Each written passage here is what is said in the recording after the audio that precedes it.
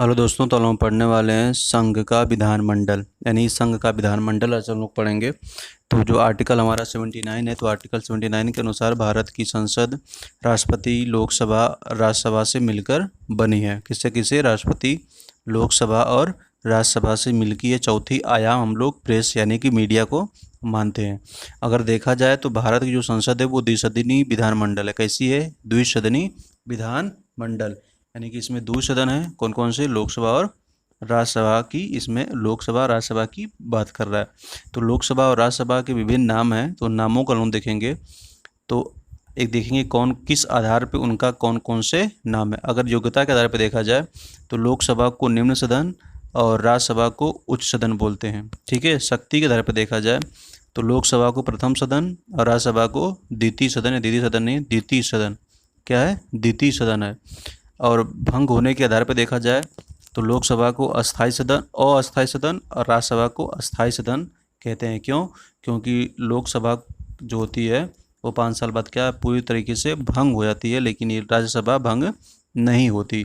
प्रतिनिधित्व के हिसाब से देखा जाए तो लोकसभा में प्रत्यक्ष निर्वाचन होता है और राज्यसभा में अप्रत्यक्ष निर्वाचन होता है, इसलिए हम लोग इसको लोकप्रिय सदन बोलते हैं और राज्यसभा को हम लोग संघीय सदन भी बोलते हैं। ठीक है।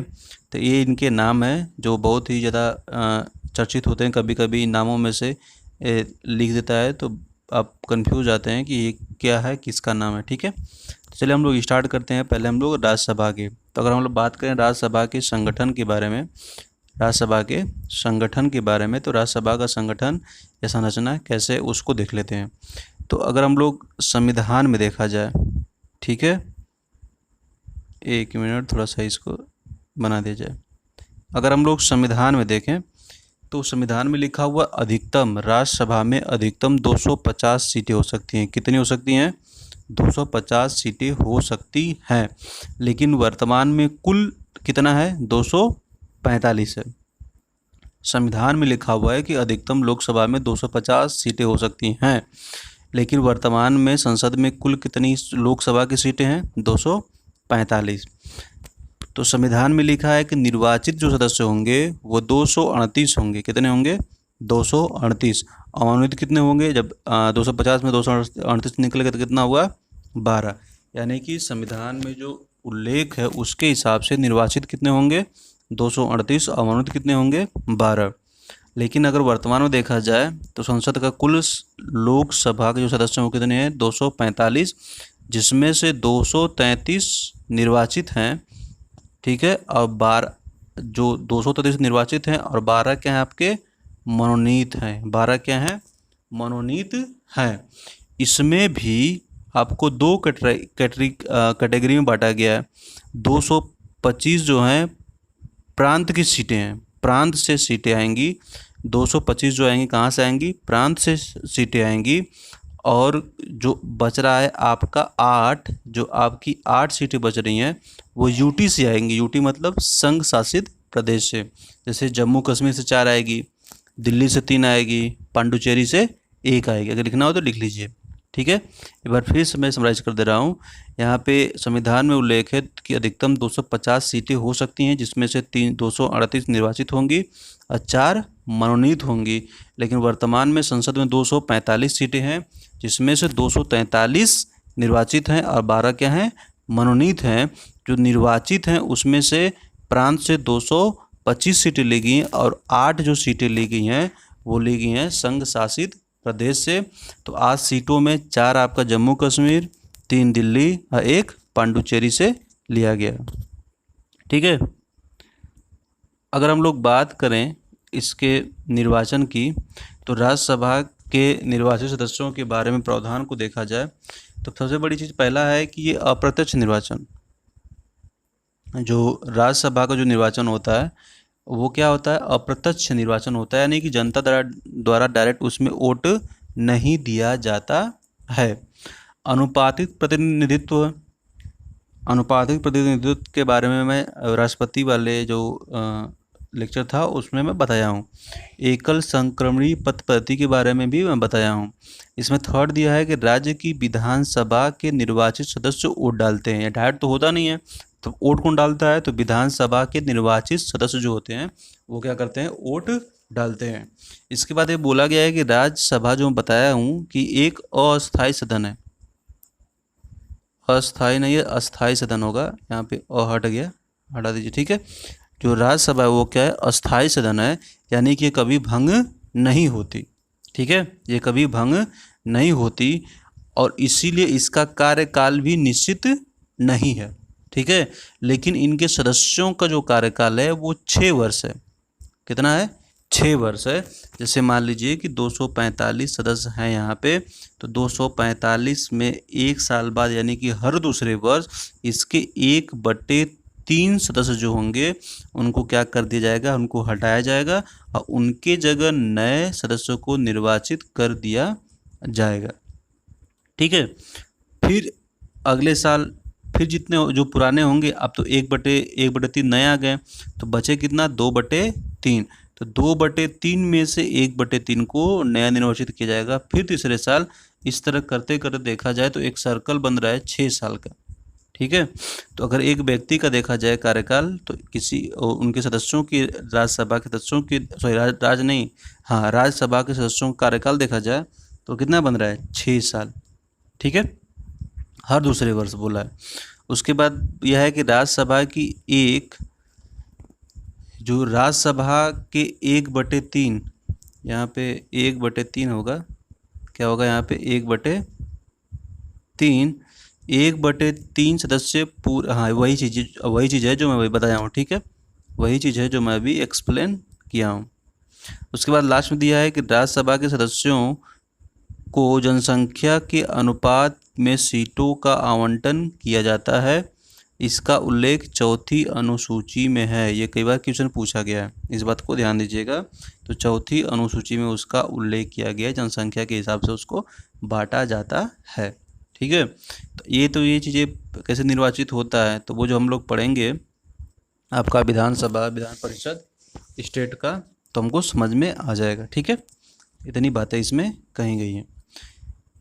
तो अगर हम लोग बात करें इसमें लोकसभा की संरचना या गठन की, तो इसको देख लेते हैं। वही चीज़, लोकसभा में अधिकतम, और तो संविधान में लिखा है कि लोकसभा में अधिकतम 552 सीटें हो सकती हैं। कितनी? 552 सीटें, यानी कि 552, 552 सीटें हो सकती हैं।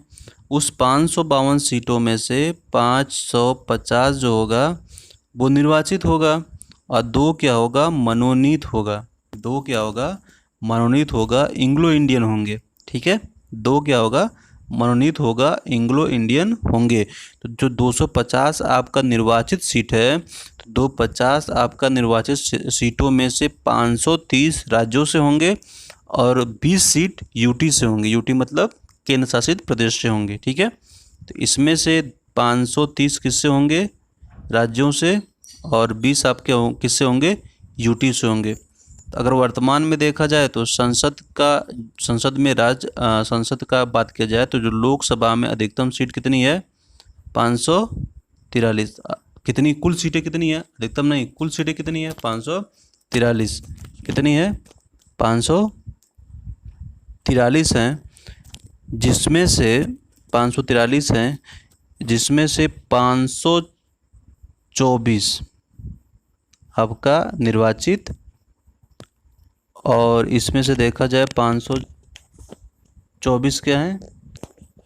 सॉरी, यहाँ पे थोड़ा सा मिस्टेक हो गया, 100 थोड़ा मिटा दिया जाए, 1 मिनट। ये आपका 524 नहीं होगा, ये आपका होगा, 1 मिनट, ये आपका होगा 543 टोटल निर्वाचित। अरे मनोनीत एक भी नहीं है, यानी कि एंग्लो इंडियन एक भी नहीं। पहले था 2 सीटों पर, लेकिन अब नहीं है। क्यों नहीं है? क्योंकि 104 जो संविधान संशोधन हुआ है, इसमें से एंग्लो इंडियन वाले हिस्से को हटा दिया गया है। तो 543 में से टोटल निर्वाचित होंगे 543, जिसमें से आपके 524 होंगे राज्यों से और 19 होंगे यूटी से। ठीक है, इस बात को दिमाग में रखिए। 524 कहाँ से होंगे? 524 होंगे राज्यों से और 19 होंगे यूटी से। तो यहाँ पे संविधान में था, लेकिन अब मनोनीत नहीं हो रहे हैं, एंग्लो इंडियन को नहीं लिया जा रहा है। क्यों नहीं लिया जा रहा है? क्योंकि 104 जो संविधान संशोधन हुआ उसमें इसको हटा दिया गया। ठीक है, इस बात को ध्यान रखिएगा। तो चलिए आइए देखते हैं कि लोकसभा के निर्वाचित सदस्य कैसे निर्वाचित होते हैं। तो इसका प्रावधान है कि प्रत्यक्ष निर्वाचन, यानी कि जनता डायरेक्ट क्या करेगी, इसमें वोट डालेगी। सार्वभौमिक वयस्क मताधिकार, तो ये सार्वभौमिक वयस्क मताधिकार, इसको भी देख लिया जाए तो सार्वभौमिक वयस्क मताधिकार के बारे में उल्लेख है आर्टिकल 326 में। किसमें उल्लेख है? आर्टिकल 326 में, अनुच्छेद 326 में उल्लेख है। तो जब ये संविधान, जो मूल संविधान था, जब वो बना था तो उसमें जो मताधिकार की जो अवधि दी गई थी वो 21 साल दी गई थी। यानी कि कोई व्यक्ति, 21 साल नहीं दी गई थी, 21 साल दी गई थी। कितनी दी गई थी? 21 साल दी गई थी। लेकिन फिर जब 61वां संविधान संशोधन हुआ, कौन सा? 61वां संविधान संशोधन हुआ, तो उसको घटा के कितनी कर दी गई? 18 वर्ष कर दी गई। यानी कि पहले कितना था? 21 वर्ष था। 61वां संविधान संशोधन हुआ तो उसे घटा के कितना कर दिया गया? 18 कर दिया गया। उसके बाद दिया है कि फास्ट पास द पोस्ट पद्धति। फास्ट पास द पोस्ट पद्धति। अभी हम लोग बात करें किसकी? राष्ट्रपति के निर्वाचन की। तो राष्ट्रपति के जो निर्वाचन का जो सिस्टम था यहाँ पे अप्लाई नहीं होता है, यहाँ पे अप्लाई नहीं होता। जैसे देख लिया जाए, जैसे अभी आप देखें, अभी थोड़ा देखें इसका मतलब क्या है। जैसे मान लीजिए कि ए बी सी 3 लोग क्या किए हैं, चुनाव में उठे हैं। तो उसमें क्या था कि एक निर्वाचित कोटा था 50+1 का, 50% +1 का। लेकिन यहाँ पे कोई कोटा निर्धारित नहीं होता है। इन तीनों में से जो व्यक्ति सबसे ज़्यादा वोट मिला होगा वो क्या होगा? विजयी घोषित हो जाएगा। इसमें कोई कोटा का निर्धारण नहीं है। ठीक है, जैसे मान लीजिए कि 100 वोट है, मान लीजिए 100 वोट तो होंगे नहीं, मान लेते हैं अगर इसको मिला 10, इसको मिला 5, इसको मिला 7, तो 10, 5, 7, ये क्या 100 पूरा हो रहा है? नहीं हो रहा है। लेकिन इसमें ज़्यादा कौन है? इसमें ज़्यादा है 10 का, ए का। ए क्या है? ज़्यादा है। इसका विजयी कौन होगा? ए, मतलब जीत जाएगा। अगर मान लीजिए 3 लोग, वही 3 लोग ए बी सी क्या करते हैं कि उठते हैं। अगर मान लीजिए कि 20 वोट पाता है, ये 30 वोट पाता है, और ये भी 30 वोट पाता है। ठीक है, अभी 30 नहीं 32 कर दीजिए। अभी जब सेम कंडीशन होती है तो क्या होता है, वो तो बात की बात है। तो इसमें सबसे ज़्यादा किसका है? सी वाले का, यानी कि सी क्या होगा? विजयी घोषित हो जाएगा। अगर हम लोकसभा के कार्यकाल की बात करें तो लोकसभा का कार्यकाल कितना होता है? 5 वर्ष। कितना होता है? 5 वर्ष। ठीक है, और इसके पहले भी इसको क्या किया जा सकता है कि भंग किया जा सकता है। और एक चीज़ और इसमें मैं मेंशन करना भूल गया, जो लोकसभा जो होता है उसका जो निर्वाचन जो सदस्य होते हैं वो क्षेत्रीय प्रतिनिधित्व के आधार पर होते हैं। किसके आधार पर होते हैं? क्षेत्रीय प्रतिनिधित्व के आधार पर। अगर हम लोग बात करें क्षेत्रीय प्रतिनिधित्व की, तो क्षेत्रीय प्रतिनिधित्व ऐसी प्रणाली है जिसमें पूरे देश को उतने ही निर्वाचित क्षेत्रों में बांट दिया जाता है जितनी जनसंख्या में प्रतिनिधित्व चुने जाते हैं, और प्रत्येक क्षेत्र में एक प्रतिनिधित्व चुन लिया जाता है। ठीक है, यानी कि अगर देखा जाए तो अगर ये क्षेत्र है तो इस क्षेत्र में कितने निर्वाचित क्षेत्र होंगे उसका निर्धारण कौन करता है? ये क्षेत्रीय प्रतिनिधित्व की जो प्रणाली है उसके अंतर्गत किया जाता है।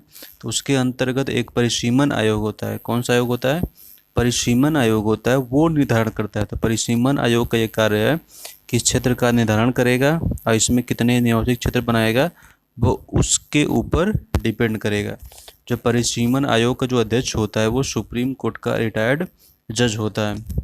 ठीक है, और सबसे इम्पोर्टेंट ये क्या है कि परिसीमन आयोग में जो भी अगर कुछ शिकायतें अगर होंगी तो उसको कोर्ट में, न्यायालय में चुनौती नहीं दी जा सकती।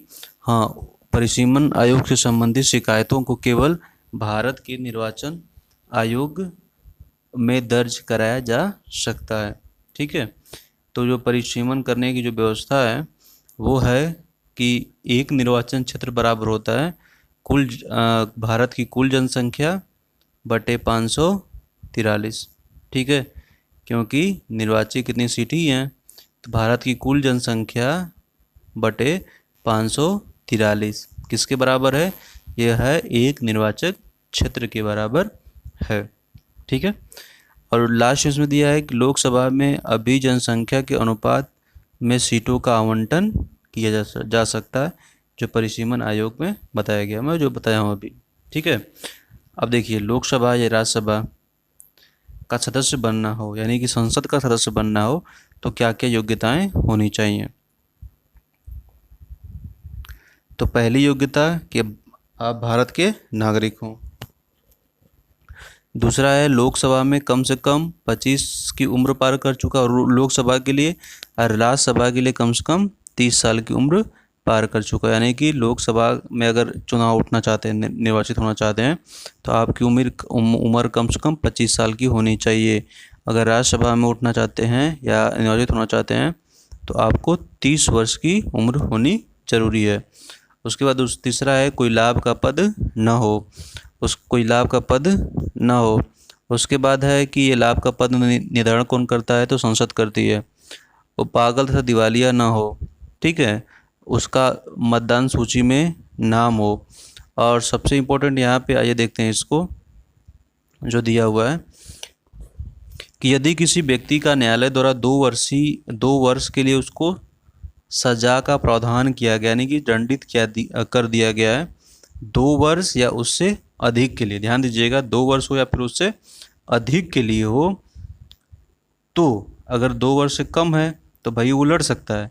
लेकिन जब 2 वर्ष से अधिक होगा, जैसे मान लीजिए कि किसी व्यक्ति को 4 साल की सज़ा हो गई, ठीक है, तो 4 साल प्लस 6 साल यानी कि वो 10 साल तक चुनाव नहीं लड़ सकता। यानी कि जो जो जो सज़ा की अवधि है प्लस उसमें 6 साल और ऐड कर देंगे, जितना आएगा उतने समय तक वो नहीं लड़ सकता चुनाव। लेकिन अगर वो व्यक्ति अस्पृश्यता के मामले में आपराधिक घोषित हुआ है, किसके मामले में? अस्पृश्यता के मामले में अपराधित घोषित हुआ है, तो वो ज़िंदगी में कभी भी चुनाव नहीं लड़ सकता। ठीक है, यानी कि वो व्यक्ति चुनाव ही नहीं लड़ सकता। किसके? कौन सा चुनाव? संसद का चुनाव। ठीक है, इस बात को ध्यान दीजिएगा। अगर हम लोग बात करें संसद के सदस्य की समाप्ति की, यानी कि संसद के सदस्य की सदस्यता कैसे समाप्त होती है, तो पहला देखिए, अगर लोकसभा में होगा तो अध्यक्ष, राज्यसभा में होगा तो सभापति। ठीक है, तो अध्यक्ष या सभापति को संबोधित त्यागपत्र देके, यानी कि वो अपना त्यागपत्र देके क्या कर सकता है कि अपने पद को रिक्त कर सकता है। मृत्यु हो जाने पे क्या होगा? उसके पद की रिक्ति हो जाएगी। निर्वाचन रद्द होने पे क्या होगा कि उसके पद की क्या होगा कि उसका पद जो उसका निर्वाचन अगर रद्द हो गया तो निर्वाचन रद्द होने के कंडीशन में भी क्या होगा? उसका पद रिक्त होगा। लेकिन ध्यान दीजिएगा कि इसका निर्वाचन संबंधित मुद्दे जो हैं पहले हाई कोर्ट तक जाएंगे, फिर हाई कोर्ट से सुप्रीम कोर्ट में जाएंगे, डायरेक्ट सुप्रीम कोर्ट में नहीं जाएगा। लेकिन राष्ट्रपति का जो मुद्दा होता है निर्वाचन संबंधित, वो सीधे कहाँ जाता है? सुप्रीम कोर्ट में जाता है। इस बात को ध्यान दीजिएगा। यहाँ दिया, यदि कोई व्यक्ति संसद के दोनों सदनों के लिए निर्वाचित हो जाए, यानी कि भैया हो सकता है कि उसकी इच्छा हो सकता है वो सोचे कि अगर मैं लोकसभा में नहीं अगर जीत पाऊंगा तो राज्यसभा में जीतूंगा, तो हो सकता है कि दोनों के लिए वो मनोनीत होने का प्रयास करे। ठीक है, सॉरी, मनोनीत नहीं, निर्वाचित होने का प्रयास करे। ठीक है, तो अगर वो बाई चांस दोनों में निर्वाचित हो जाता है, दोनों में निर्वाचित हो जाता है, तो अगर वो 10 दिन के भीतर डिक्लेयर न कर दे कि मैं लोकसभा में रहूँगा कि राज्यसभा में रहूँगा, तो होगा क्या कि जो पहले जिसमें निर्वाचित होगा उसको छोड़ के, मतलब उसको छोड़ के नहीं, उसमें क्या कर दिया जाएगा कि उसके स्थान को रिक्त कर दिया जाएगा। ठीक है। यानी कि जैसे मान लीजिए कि कोई व्यक्ति ए है, वो क्या करता है कि लोकसभा और राज्यसभा दोनों में क्या करता है, निर्वाचित होने का प्रयास करता है। लोकसभा और राज्यसभा में दोनों का निर्वाचित होने का प्रयास करता है। तो पहले वो लोकसभा में जीतता है, बाद में वो राज्यसभा में जीत जाता है। ठीक है। तो अब अगर वो डिक्लेयर कर दिया 10 के दिन के अंदर कि मैं लोकसभा का मेंबर बनूंगा या फिर मैं राज्यसभा का मेंबर बनूंगा, तो ठीक है। अगर वो नहीं डिक्लेयर करता है तो होगा क्या कि जिसमें वो पहले जीता है, जिसमें पहले जीता होगा उस पद को रिक्त कर दिया जाएगा और जो दूसरा पद होगा उसको छोड़ दिया जाएगा। लेकिन अगर दोनों में साथ में ही घोषणा होता है कि वो दोनों में साथ में ही जीत जाते हैं, मान लीजिए कि हो सकता है कि लोकसभा और राज्यसभा का चुनाव एक साथ हो गया और दोनों में क्या हो गया, वो अगर दोनों में जीत जाता है, अगर क्या होता है कि वो दोनों में जीत जाता है, तो उस कंडीशन में अगर वो व्यक्ति ये डिक्लेयर नहीं करता है कि मैं किस तरफ जाऊंगा, लोकसभा में निर्वाचित रहूंगा या फिर मैं लोकसभा का सदस्य बनूंगा या फिर राज्यसभा का सदस्य बन रहूंगा, ये अगर वो निश्चित नहीं करता है तो इस कंडीशन में होता है क्या है कि उसका जो राज्यसभा का जो स्थान होता है उसको निरस्त कर दिया जाता है।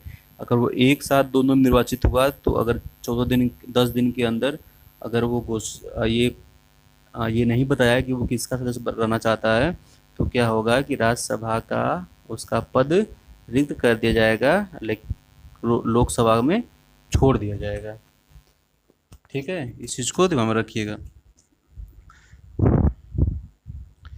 उसके बाद है आपका यदि कोई व्यक्ति एक ही समय पर लोकसभा की 2 सीटों से निर्वाचित हो जाए और 14 दिन के भीतर एक सीट से त्यागपत्र न दे, तो ऐसी स्थिति में दोनों सीटें रिक्त हो जाएंगी। ये तो बात समझ में आ रही है कि लोकसभा में क्या किया कोई व्यक्ति, अब जरूरत थोड़ी नहीं है कि लोकसभा में जहाँ से है वहीं पर वो क्या करे उठे। जैसे मान लीजिए मोदी हैं गुजरात के, वाराणसी से चुनाव लड़े थे लोकसभा की सीट पे, तो ऐसा हो सकता है। तो मान लीजिए कि डबल सीट वो जीत जाता है, तो डबल सीट जीत जाने पे 14 दिन के अंदर वो बताता नहीं है कि मैं किस सीट पे रहूँगा, तो क्या होगा कि दोनों उसकी सीटें क्या हो जाएंगी, खत्म कर दी जाएंगी, यानी कि उसका स्थान रिक्त हो जाएगा। उसके बाद है कि यदि कोई व्यक्ति संसद और राज्य विधानमंडल दोनों से निर्वाचित हो जाए, ठीक है, यानी कि वो संसद से भी निर्वाचित हो जाए और राज्य विधानमंडल, तो राज्य विधानमंडल क्या अभी तो इस पर वीडियो में अपलोड करूंगा, देख लीजिएगा। और 14 दिन के भीतर किसी एक सदस्य में त्यागपत्र न दे, तो ऐसी स्थिति में उसकी सदस्य की सदस्यता समाप्त कर दी जाएगी। ठीक है, इस बात को भी ध्यान दीजिएगा। तो संसद की जो सदस्यता होगी उसको समाप्त कर दी जाएगी अगर वो संसद और विधानमंडल दोनों का चुनाव जीतता है और 14 दिन के अंदर ये फिक्स नहीं करता है कि वो किसका सदस्य रहेगा, तो क्या होगा कि उसके संसद की सदस्यता समाप्त कर दी जाएगी। उसके बाद है कि यदि कोई व्यक्ति लगातार 60 दिन तक किसी भी बैठक में अनुपस्थित रहता है, तो अध्यक्ष द्वारा, लोकसभा में होगा तो भाई अध्यक्ष, राज्यसभा में होगा तो उपाध्यक्ष, तो अध्यक्ष या उपाध्यक्ष द्वारा सदन में उसका स्थान रिक्त घोषित कर दिया जाएगा। ठीक है,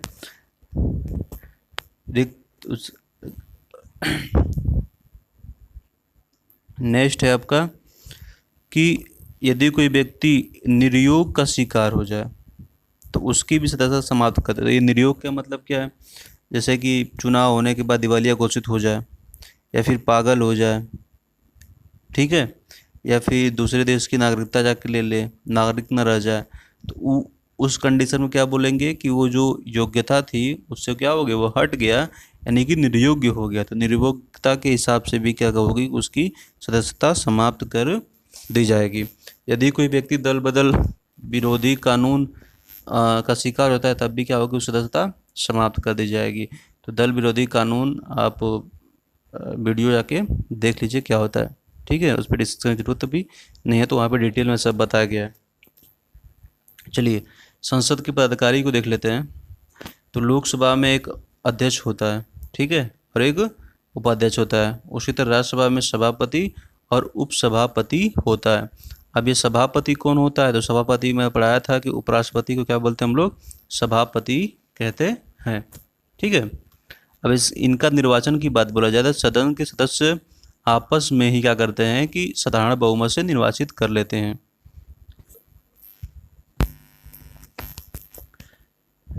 समझिए बात को।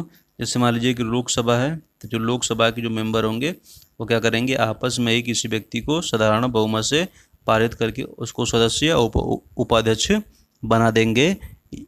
और जब राज्यसभा होगा तो राज्यसभा में सदस्यों में साधारण बहुमत से क्या करेंगे, उसको सभापति बना देंगे।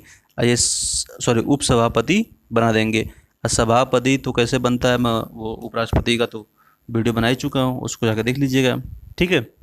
अगर पद मुक्ति की बात करनी होगी तो क्या होगा कि प्रभावी बहुमत से क्या होगा, लोकसभा का अध्यक्ष होगा, उपाध्यक्ष होगा, तो लोकसभा क्या करेगा, प्रभावी बहुमत से उसको पदमुक्त कर देगा। और उपसभापति होगा तो राज्यसभा में प्रभावी बहुमत से क्या कर देगा, उसको पद मुक्त कर देगा। अब देखिए, जैसे राष्ट्रपति का जो चयन था कि राष्ट्रपति अगर नहीं हो तो उपराष्ट्रपति देखेगा, उपराष्ट्रपति नहीं हो तो उनके पद को कौन संभालेगा, अगर वो भी नहीं रहे तो उनके पद को कौन संभालेगा। तो उसी तरह अगर मान लीजिए अध्यक्ष का पद है और अध्यक्ष किसी कारणवश उनके जो पद है वो उनका पद रिक्त हो तो उनका कार्यभार कौन संभालेगा, उपाध्यक्ष संभालेगा। कौन संभालेगा, उपाध्यक्ष। अगर वो भी उनका भी पद रिक्त हो तो क्या होता है कि 10 सदी जो पैनल होती है, जब लोकसभा गठन होता है तो उसमें 10 सदी पैनल बनाई जाती है क्रम से। पहले ये, फिर ये, फिर ये, फिर ये, फिर ये, फिर कितने लोग, 10 लोग होते हैं।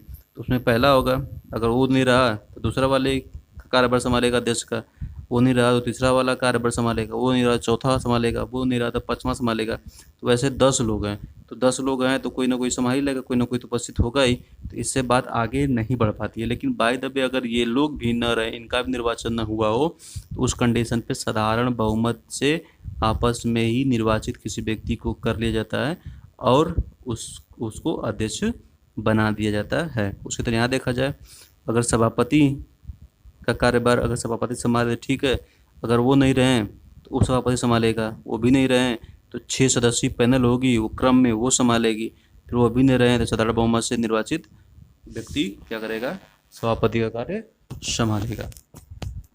अगर हम लोग बात करें लोकसभा के अध्यक्ष की शक्तियों की, जो लोकसभा का अध्यक्ष है उनकी शक्तियों की बात करें तो उनकी शक्तियाँ भी बहुत सारी हैं। देखा जाए क्या क्या है। पहला है कि वह सदन की प्रक्रिया में संचालन करता है। ठीक है, सदन की प्रक्रिया का क्या करता है कि संचालन करता है। प्रक्रिया में संचालन व न्यायालय के क्षेत्राधिकार से स्वतंत्र होता है। जब वो प्रक्रिया का संचालन कर रहा होता है तो वो क्या करता है कि क्षेत्राधिकार, न्यायालय के क्षेत्राधिकार से स्वतंत्र होता है। यानी कि जो भी वो निर्णय देता है तो उस निर्णय पर न्यायालय में जाके उसके विरुद्ध मुकदमा नहीं कर सकते हैं। ठीक है। उसके बाद दूसरा दिया है कि वह अनुशासन व्यवस्था को बनाए रखता है। तो अनुशासन व्यवस्था कैसे बनाएगा, पहले तो चेतावनी देगा, अगर चेतावनी से ठीक बात हो गई तो नहीं, अगर माने तो मार्शल का प्रयोग करेगा। तो संसद की अपनी खुद पुलिस फोर्स होती है, मैन होती है, उसके द्वारा क्या करेगा कि उसको मार्शल का प्रयोग करेगा। तब पर भी नहीं माने तो बेचारों को निलंबित कर देगा कि भैया तुम जाओ। और निलंबन का मतलब है कि 1 दिन के लिए, 2 दिन के लिए, 1 सत्र के लिए, मतलब उसके विवेकाधीन पे वो छोड़ दिया जाता है कि कितने समय तक के लिए उसको निलंबित करेगा। लोकसभा का जो अध्यक्ष होता है वो ये डिसाइड करता है कि ये धन विधेयक है कि नहीं, उसको प्रमाणित करता है। अगर संयुक्त बैठक की बात बोला जाए, लोकसभा और राज्यसभा, बताया था कि राष्ट्रपति जो होता है संयुक्त बैठक बुला सकता है। तो संयुक्त बैठक बुला सकता है, लेकिन उसकी अध्यक्षता कौन करेगा, तो उसकी अध्यक्षता करता है लोकसभा का अध्यक्ष। कौन करता है, लोकसभा का अध्यक्ष। अच्छा, मान लीजिए कि राष्ट्रपति ने संसद संयुक्त बैठक बुला ली, उस कंडीशन पे अध्यक्ष है तो ठीक है, लेकिन अगर अध्यक्ष नहीं रहा तो उसका कार्यभार कौन संभालेगा। तो अगर अध्यक्ष नहीं रहा तो उसका कार्यभार उपाध्यक्ष संभालेगा। अगर वो भी नहीं रहा तो राज्यसभा का उपसभापति संभालेगा। ठीक है, सभापति नहीं संभालेगा क्योंकि वो उपराष्ट्रपति है, ध्यान दीजिएगा। उपसभापति संभालेगा। अगर वो भी नहीं रहा और उसका भी पद रिक्त है तो सदस्यों द्वारा आपस में ही साधारण बहुमत से क्या कर लिया जाएगा, किसी को निर्वाचित कर लिया जाएगा और क्या करेगा, उसको कार्यभार को वो उस समय के लिए संभालेगा। संसद में मतदान के दौरान प्रथम मत नहीं डालता है। जो अध्यक्ष होता है लोकसभा का, वो संसद के दौरान प्रथम मत नहीं डालता लेकिन निर्णायक मत डालता है। ठीक है, निर्णायक मत डालता है। जैसे मान लीजिए मामला 50-50 चल रहा है तो क्या करेगा, अपन एक निर्णायक मत डाल के उसको परले को इस तरफ या फिर उस तरफ झुका देगा, पक्ष की तरफ या विपक्ष की तरफ। ठीक है, मतलब वही बिल की मैं बात कर रहा हूँ। ठीक है, सहमति देगा या फिर असहमति जताएगा। वह सत्र के दौरान सदन की बैठक का स्थगन करता है। ठीक है, इसमें बताने की कोई ज़रूरत है नहीं। जब अध्यक्ष किसी संसदीय समिति में शामिल होता है तो वो स्वयं वह स्वयं उसमें का अध्यक्ष बन जाता है। यानी कि जब कोई भी संसदीय समिति में अगर अध्यक्ष शामिल होता है तो वो तुरंत क्या करता है कि उस समिति का अध्यक्ष बन जाता है। वह सदन का गुप्त बैठक बुलाता है, यानी कि बुला सकता है। जो लोकसभा का अध्यक्ष होता है वो क्या कर सकता है कि संसद का गुप्त बैठक बुला सकता है। यहाँ पे एक शब्द और आता है, प्रोटेम स्पीकर। इसको देख लिया जाए तो प्रोटेम जो स्पीकर होता है, प्रोटेम अध्यक्ष, इसका कार्य क्या होता है उसको देख लिया जाए। तो जब नई लोकसभा का गठन होता है तो नई लोकसभा का गठन जब होता है तो उस कंडीशन पे तो क्या होता है कि अध्यक्ष की चुनाव तो बंद रहता है। तो राष्ट्रपति क्या करता है, परंपरा अनुसार किसी नए निर्वाचित सदस्य में से जो वरिष्ठ सदस्य होता है, वरिष्ठ सदस्य होता है, उसको क्या करता है, प्रोटेम अध्यक्ष नियुक्त कर देता है। और वो करता क्या है कि नए निर्वाचित सदस्यों को शपथ दिलवाता है और अध्यक्ष का चुनाव करता है। आज जैसे ही अध्यक्ष का चुनाव हो जाता है, खुद चुनाव करता है अध्यक्ष का, और जैसे ही वो अध्यक्ष का चुनाव करता है, करने के बाद वो खुद एक साधारण संसद बन जाता है, सामान्य संसद का सदस्य बन जाता है। जो प्रोटेम स्पीकर होता है ये कुछ नहीं होता है, क्षणिक समझ लीजिए एक तरीके से अध्यक्ष होता है। जैसे ही लोकसभा का गठन हुआ तो लोकसभा के जब गठन के समय जब अध्यक्ष की नियुक्ति नहीं होती है तो उस कंडीशन पे राष्ट्रपति क्या करता है कि अपना विवेक के अनुसार, अपने विवेक यानी यूँ समझ लीजिए कि मंत्रिपरिषद के हिसाब से किसी वरिष्ठ नागरिक को क्या करता है, प्रोटेम अध्यक्ष बना देता है। आज जैसे ही अध्यक्ष की नियुक्ति हो जाती है वो क्या करता है कि सामान्य लोकसभा का मेंबर बन जाता है। ठीक है।